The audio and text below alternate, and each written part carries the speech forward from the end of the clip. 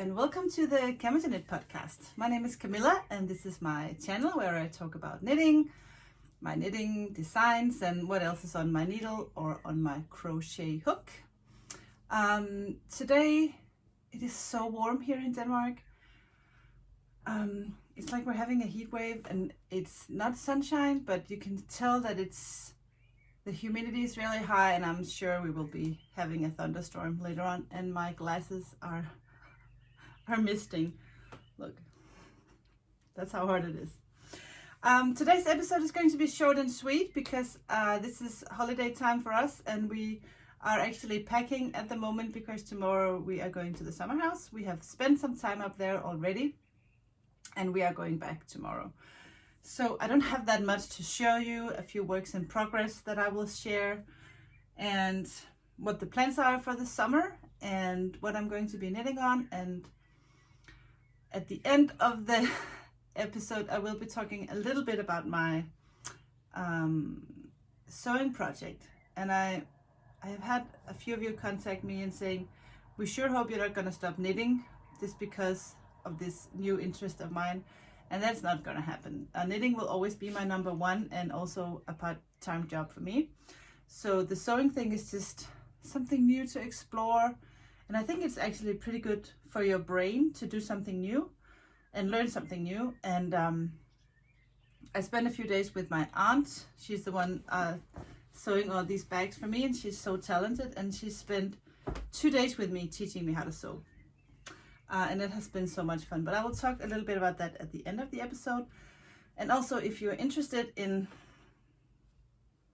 a little bit more behind the scenes and a little bit more behind the scenes about the blanket, I am shooting a vlog right now. I started shooting a vlog last week, and I will continue to be working on this vlog where I'm at the summer house and working on the blanket. So that will be out, I don't know, in a week or so, I think.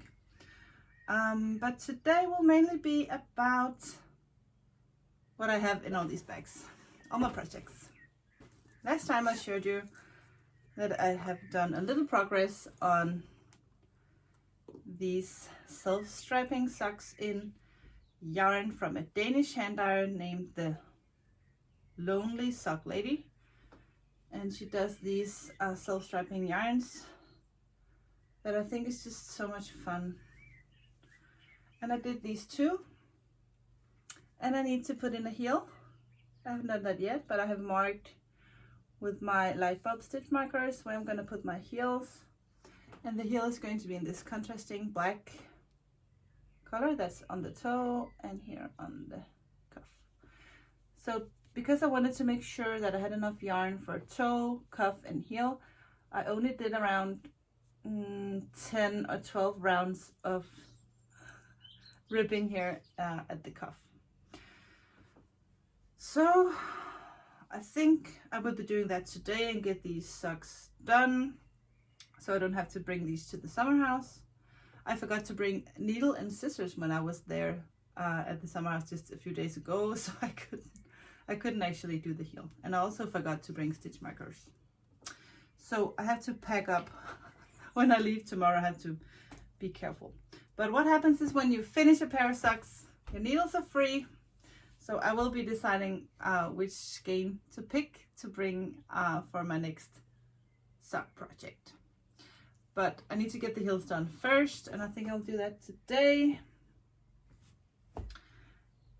Another sock project. And this is so much fun, I think. I finished my shawl yellow Lichen on rocks. Someone wrote me telling me that I pronounced that wrong.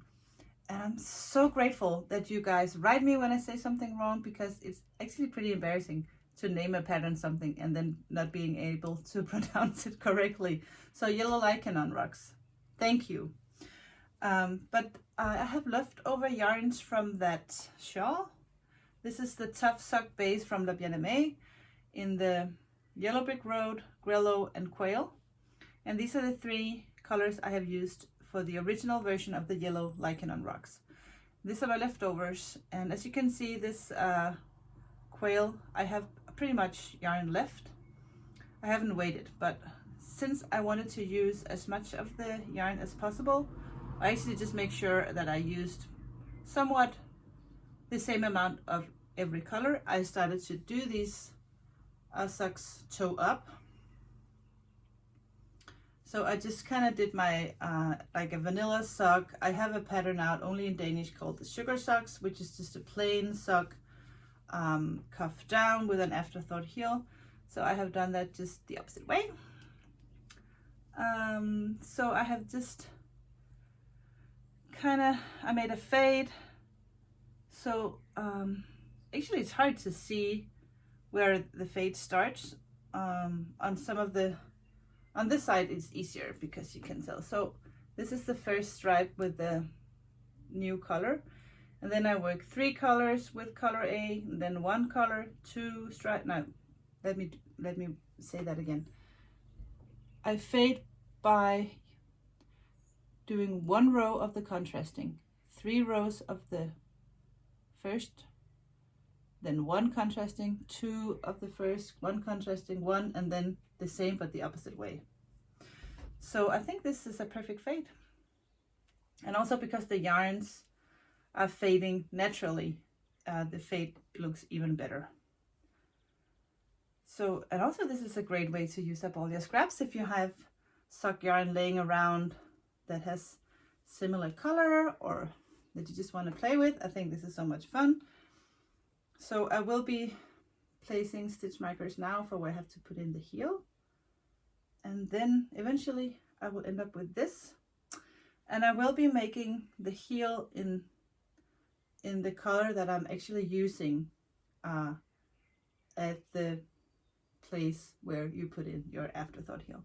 So it is a total fade from toe up. There will be no contrasting heel. I did think about maybe I should use the yellow for the cuff as well and for the heel, but I've decided to do a true fade. And yeah, that's been working out pretty well, and I'm really enjoying the result. I think it looks really good.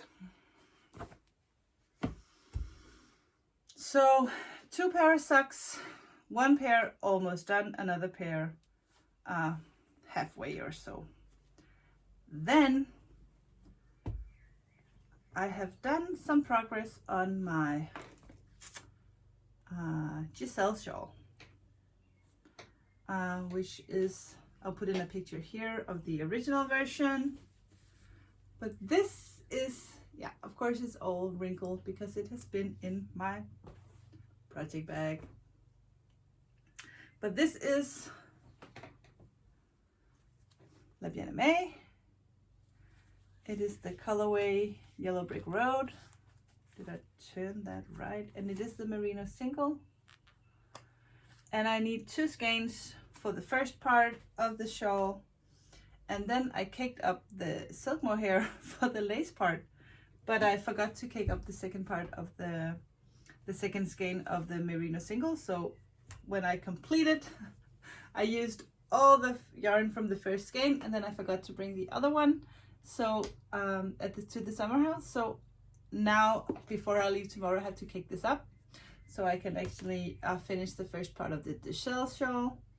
And then the fun starts when I need to work the lace part with this gorgeous silk mohair that is actually this one also from La Bien-Aimée in the colorway Sansa.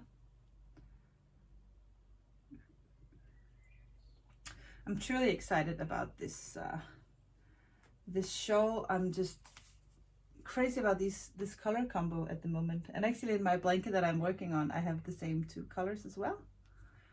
So yeah, it's gonna be so good. I'm so happy about the colors, and I'm so excited. Especially this Yellow Brick Road is so pretty.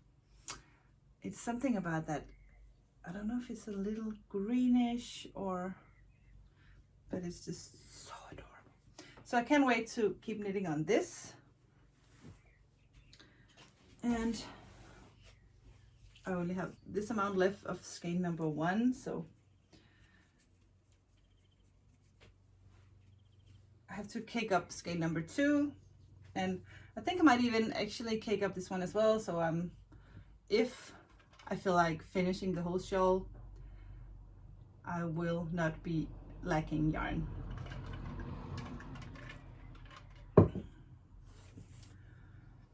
Okay,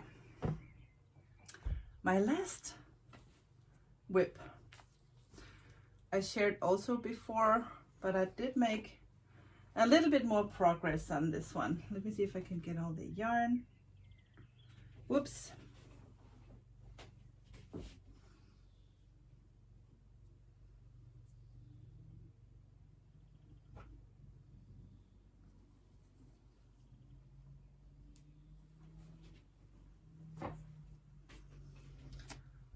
So this is the first color I have showed before, and I have started to work the fade to color number 2.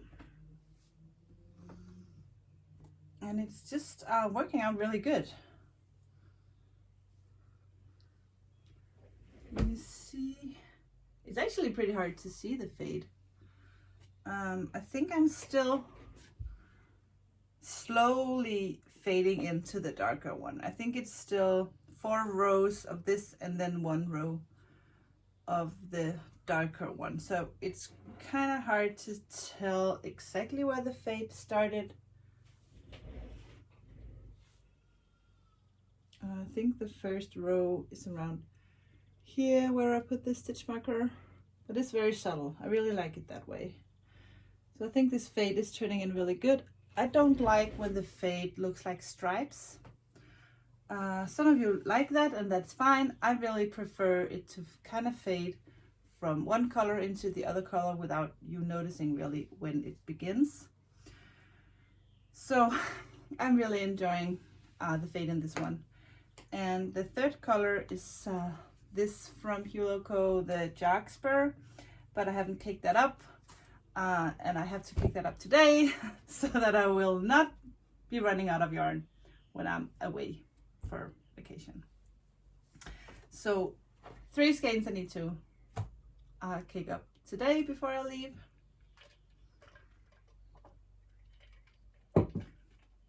And that is actually all I'm working on right now. I still have that sweater for Lars called the forest pants sweater.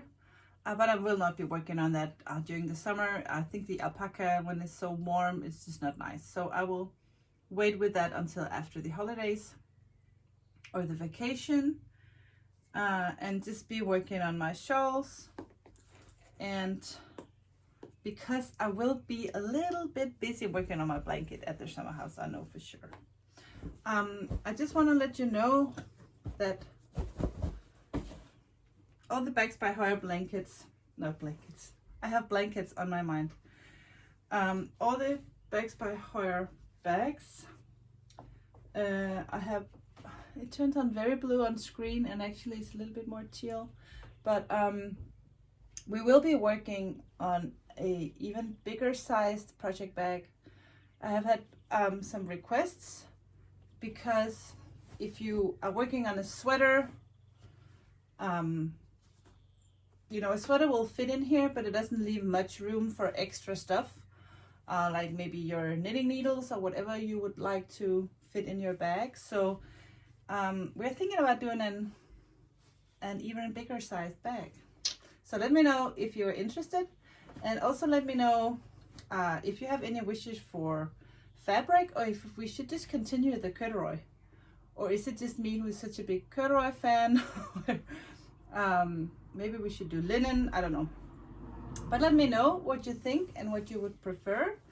If we should try some other material than corduroy, that would be fun. And then I have to decide what to kick up, because once I'm done with the self-striping socks, I can cast on for another pair of socks. And I just got this from Le Bien-Aimé when I ordered the yellow brick road yarn for the Giselle shawl. I just saw this, and I had to have it. So should I bring this one, or this one I have been so in love with since I got it. This is part of Birgit Baeo's Spice Girl Club for the Advent for Christmas, last Christmas. And I think this is one of my favorite colorways ever. And do you know the feeling you have a yarn that is so pretty you don't want to kick it up and use it? You just want to keep it as eye candy forever. I feel that way about this yarn. Something about the colors in this that is just perfect. So I don't think I'm ready yet. So maybe I should just kick this one up. And do what? Vanilla socks or maybe sandpiper socks. I still have my pink sandpiper socks on the sock blockers because I think they're too pretty to use. It's so stupid. Okay. And I think that's it actually, because I do have my crochet blanket up here, but I didn't make any progress on that because I have been working on these other projects and also because I started to sew. So I just got interrupted by Nomi. She had to ask me something. But I think actually this is all I have for knitting today. And if you're not interested in my new passion for quilting, you can just check out, and I will see you in a few weeks. But if you are curious about what is going on with my blanket, I will be talking a little bit about that. So what happened was that I saw this book. Hold on.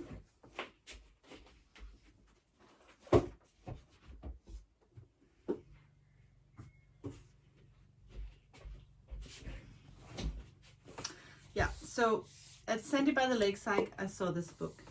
And she was making, I think, some coasters or something. But when she kind of flipped through it on her vlog, she flipped by this blanket that I will show you. Right here. So I saw this blanket and I just thought it was so pretty and so gorgeous that I wanted to make one for myself. And I don't know how to sew. Well, yes, I do know how to thread a machine and actually do a little bit of sewing. It's not that I have never tried it, but I have never owned my own sewing machine. I have never sewn anything for the kids or me or myself in the house or anything like that. I don't know how to sew a pillow. So luckily my aunt is really, really good, and I contacted her and said, could you please help me out? And I think actually she thought it was fun because my cousin, her daughter, she's like not interested at all, and my aunt, she has like 2 rooms in the house. It's full of fabrics and sewing machines and quilting, and she's, yeah, so for her it's a really big passion. So sharing a passion with someone is always just amazing. I feel the same way. So I think for her, the feeling of kind of giving this passion, passing that on to me, I think for her was fun. So I spent a few days at her house with her and my uncle, and she taught me how to sew. Well, actually she taught me enough so I could start sewing for myself. Well, not for myself, but she taught me exactly what I needed to know to be able to sew these little squares. And because quilting is a whole new world for me, I didn't know anything about the big rulers. Let me show you. I did not know that you needed big rulers like this to place on top of your fabric so you can cut your fabric into the right shape and measurements. I did not know that you could actually use a rolling cutter. I thought you would only use scissors. I didn't know you needed a cutting mat. I didn't know that you could buy rulers that have circles like this, so you can kind of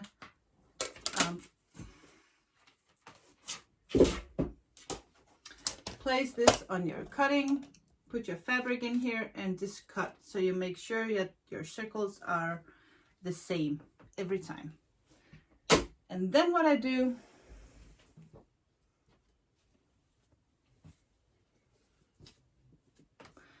So take a piece of fabric, and I have cut this into the right measurements. Then I use my circle ruler to cut a circle in here. And then I sew the circle and the rest of the fabric together, kind of random. Sometimes I don't like a combination of two fabrics and then I change it, but as you can see, it's just it's almost 100% random. And I sew all these squares, and I need 80 of these squares, and I think I have already made about 50.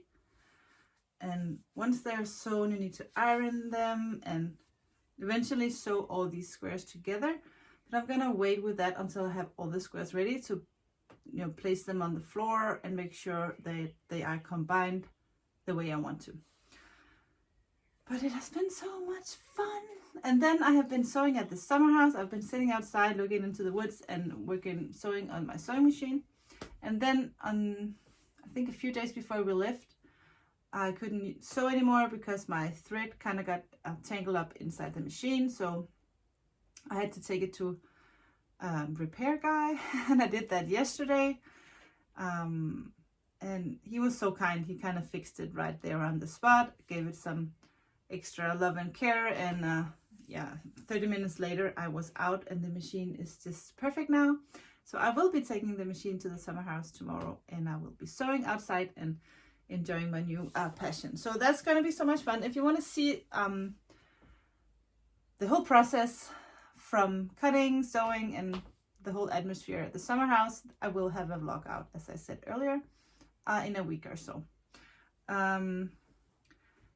So that's it for today. I will go get some lunch and start to pack, and I hope you're all having a lovely summer out there. And even though I think a lot of people are staying home this year as well, I know a lot of people are also traveling, so I hope you have safe travels and take care. And if you're staying home, I hope you have a good summer at home. And I will see you in 2 weeks here in the podcast, and in a week or so in a vlog. Take care. Make sure you give me a thumbs up and subscribe to the channel if you enjoy my episodes. And I want to again thank all of you who wrote me a comment on where you're watching from. It has been so much fun to see so many different places where you're all from, and just so nice to have you all say hello. I have really enjoyed that. So thank you so much. See you soon. Take care. Bye.